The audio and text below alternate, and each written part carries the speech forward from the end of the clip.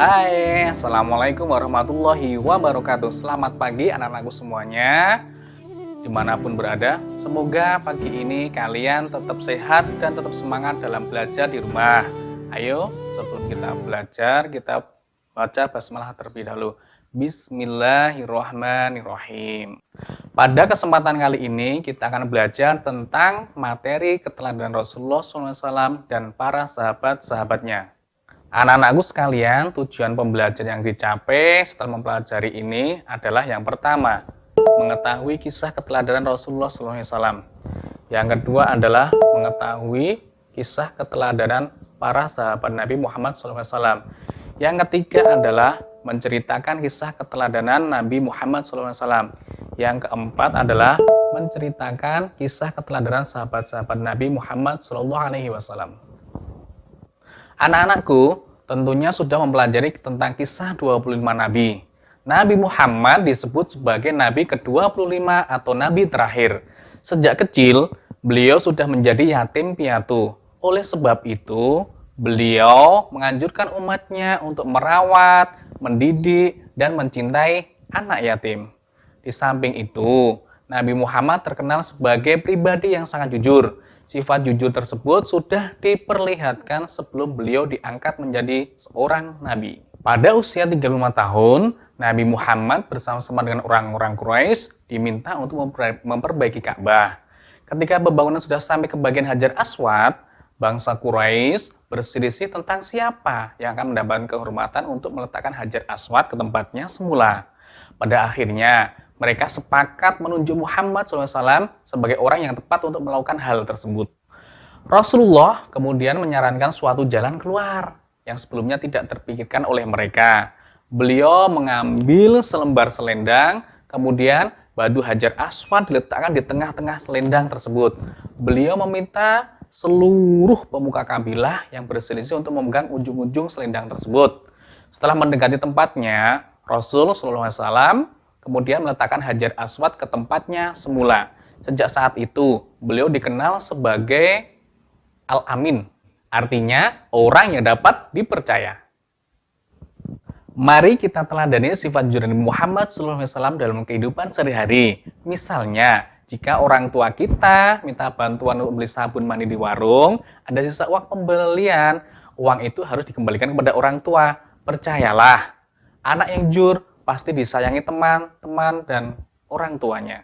Anak-anakku yang soleh-solehah, selanjutnya mari kita belajar tentang keteladanan sahabat-sahabat Nabi Muhammad SAW. Yang pertama, kepemimpinan Abu Bakar As-Siddiq. Abu Bakar adalah khalifah pertama setelah Nabi Muhammad SAW wafat. Beliau dilahirkan pada tahun 571 Masehi. Nama lengkap Abu Bakar As-Siddiq adalah Abdullah bin Abu Quhafah At-Taimi. Gelar Abu Bakar diberikan oleh Nabi Muhammad SAW karena ia adalah orang yang paling cepat masuk Islam. Gelar As-Siddiq diberikan karena ia selalu membenarkan Nabi Muhammad SAW dalam berbagai peristiwa, terutama membenarkan peristiwa terjadinya Isra Mi'raj. Khalifah Abu Bakar memimpin selama 2 tahun, yaitu dari tahun 632 Masehi sampai 634 Masehi. Dalam menentukan keputusan, Abu Bakar senantiasa meneladani perilaku Nabi Muhammad SAW. Beliau sangat memperhatikan rakyatnya. Untuk kesejahteraan rakyatnya, beliau mendirikan Baitul Mal, yaitu suatu lembaga yang mengurusi kas dan keuangan negara. Ada sebuah kisah, Abu Bakar dan seorang pengemis buta. Marilah kita tonton videonya berikut ini. Assalamualaikum. Waalaikumsalam. Siapa? Aisyah, ini aku, ayahmu. Oh, ayah, silahkan masuk. Ada apakah gerangan ayah? Anakku, aku hendak bertanya, adakah kebiasaan Rasulullah yang belum aku kerjakan? Wahai ayah, engkau adalah sahabat Nabi yang paling dekat. Tidak ada kebiasaan Nabi yang belum pernah ayah lakukan, kecuali satu. Oh ya? Apa itu? Wahai ayahku, setiap pagi dikala Rasulullah melewati pasar, beliau menyempatkan diri menyuapi seorang pengemis Yahudi buta yang ada di sana. Hanya itu saja? Baiklah, akan aku lakukan. Di manakah engkau, sahabatku? Sudah beberapa hari engkau tidak datang. Sudah tiada lagi yang menyuapiku makan. Mungkin itu orangnya. Engkaukah itu, sahabatku? Sudah lama engkau tidak datang. Duduklah. Mana makanan untukku? Aku sudah lapar. Cepat, cepat. Kau tahu tidak kabar tentang Muhammad si pendusta itu? Aku dengar pengaruhnya semakin luas. Entah sihir apa yang dia gunakan.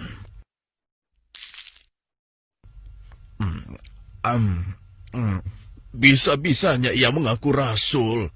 Memangnya siapa dia? Hei, mana makanannya? Jangan diam saja.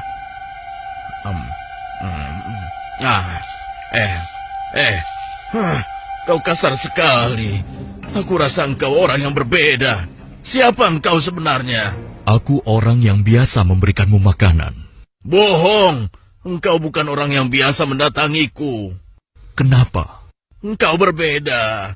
Orang yang biasa mendatangiku selalu menyapa aku dengan lemah lembut.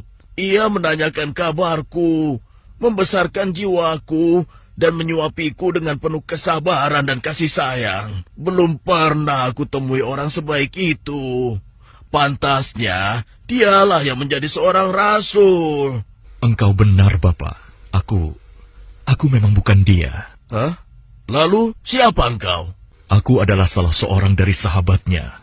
Namaku Abu Bakar. Lalu, kemana sahabatku yang biasa datang itu? Engkau yakin tidak tahu? Tidak. Orang yang engkau maksudkan itu sudah meninggal 2 hari yang lalu. Apa? Sudah meninggal? Benarkah? Benar, Bapak. Aku bahkan turut menguburkannya.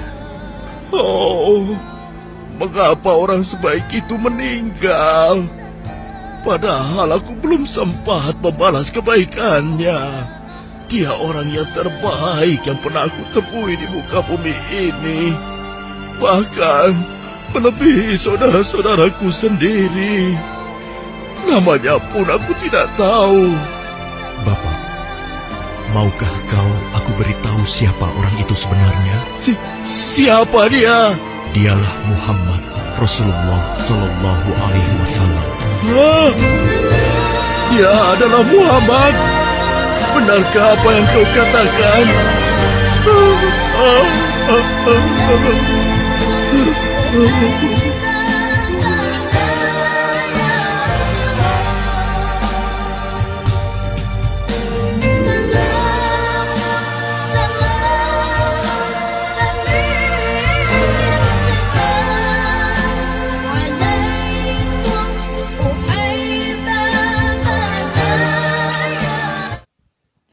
Pelajaran yang dapat kita ambil setelah menonton video itu adalah sahabat Abu Bakar sangat memperhatikan rakyatnya walaupun dia seorang pengemis yang buta.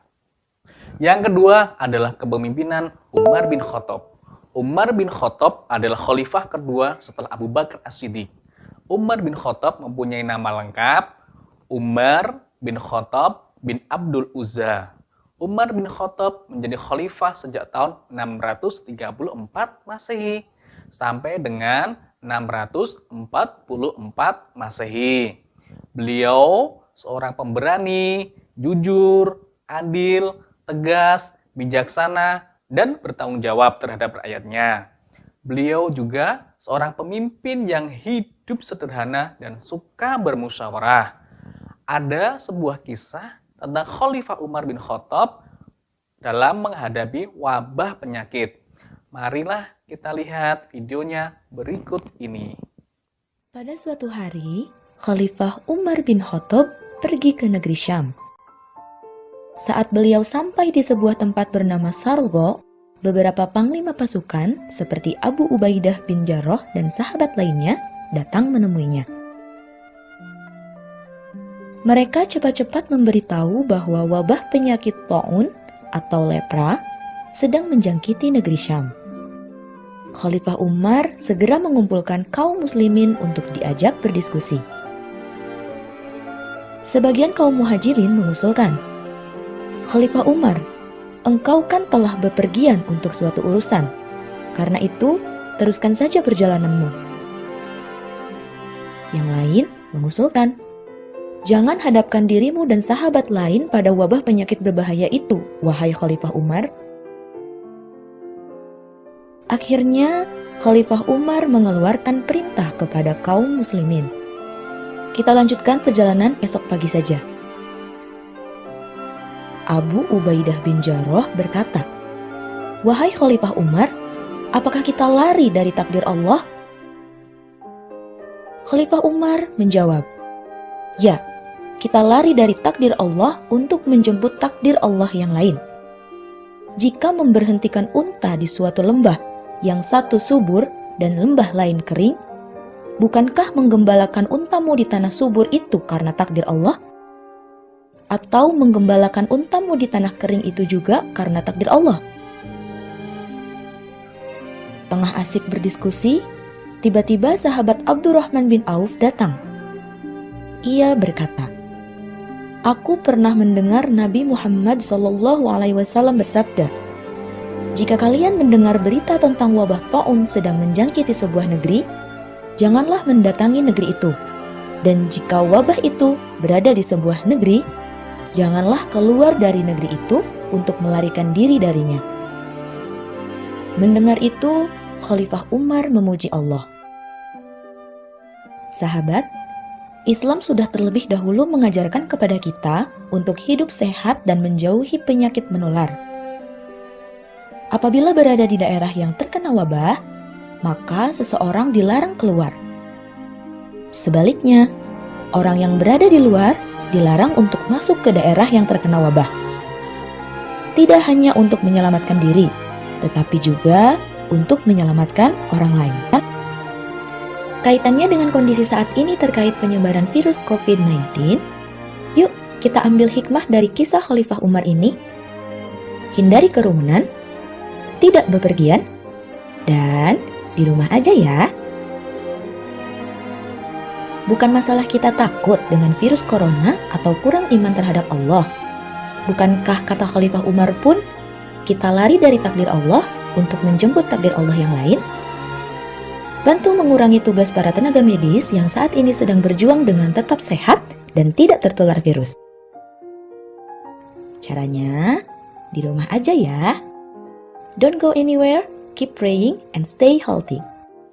Anak-anakku sekalian, hikmah apa yang bisa kita ambil dari kisah tersebut?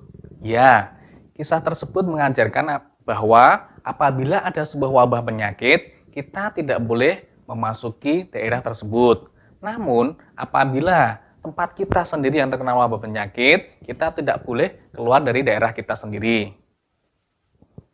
Jasa Khalifah Umar bin Khattab yang sampai saat ini kita rasakan adalah penetapan kalender Hijriah atau penetapan tanggal 1 Muharram sebagai tahun baru umat Islam.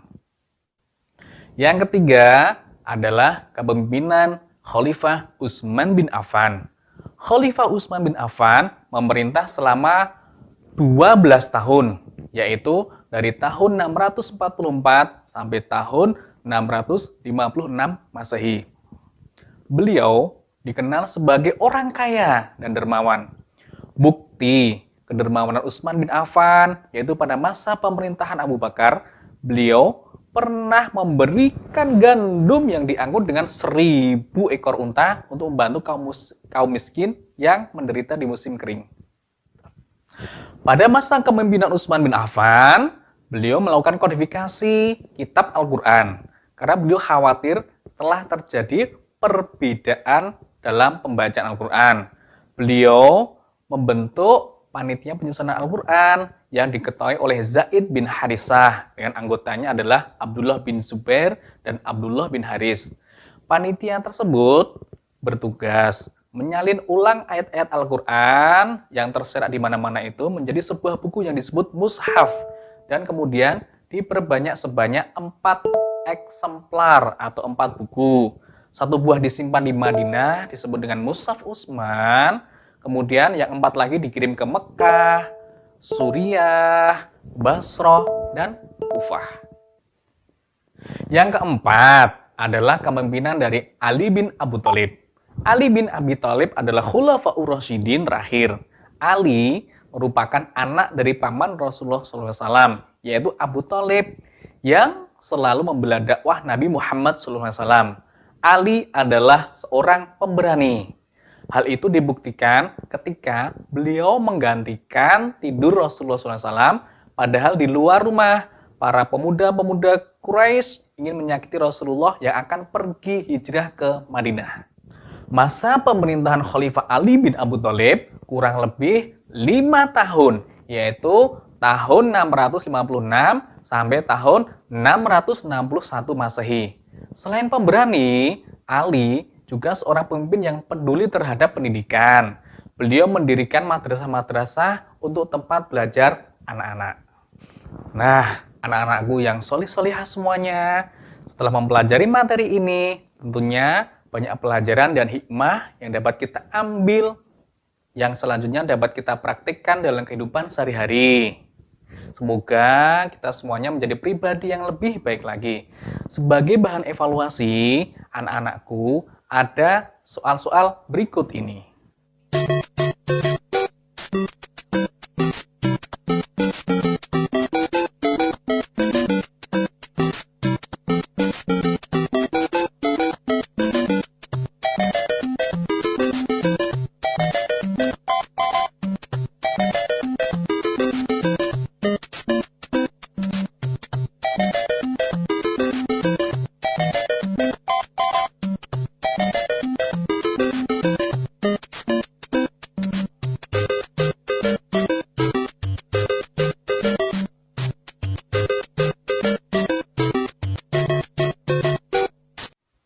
Pengumpulan tugasnya dapat dikumpulkan melalui WA Group maupun email, atau bisa juga sesuai dengan petunjuk Bapak Ibu Guru ya. Demikianlah anak-anakku untuk video pembelajaran kali ini. Saya harap anak-anakku tetap semangat belajar dan jangan lupa jaga kesehatan. Patuhi protokol kesehatan pencegahan COVID-19, selalu berbakti kepada orang tua, dan rajin beribadah agar kita selamat di dunia dan di akhirat. Marilah kita tutup dengan mengucapkan hamdah bersama-sama. Alhamdulillahirabbil alamin. Wassalamualaikum warahmatullahi wabarakatuh.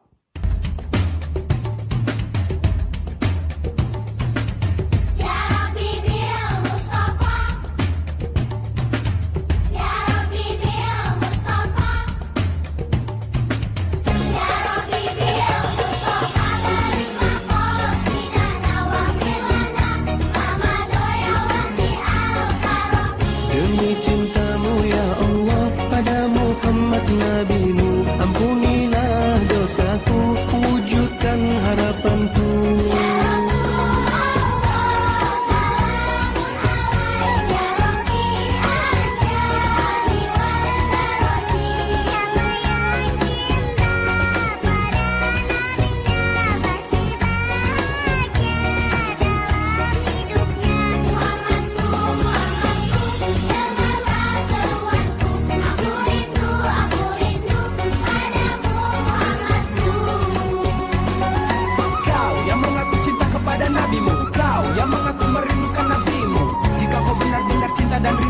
Kepada Muhammad Nabimu buktikan, taati perintahnya, tinggalkan larangannya, teladani akhlaknya, niscaya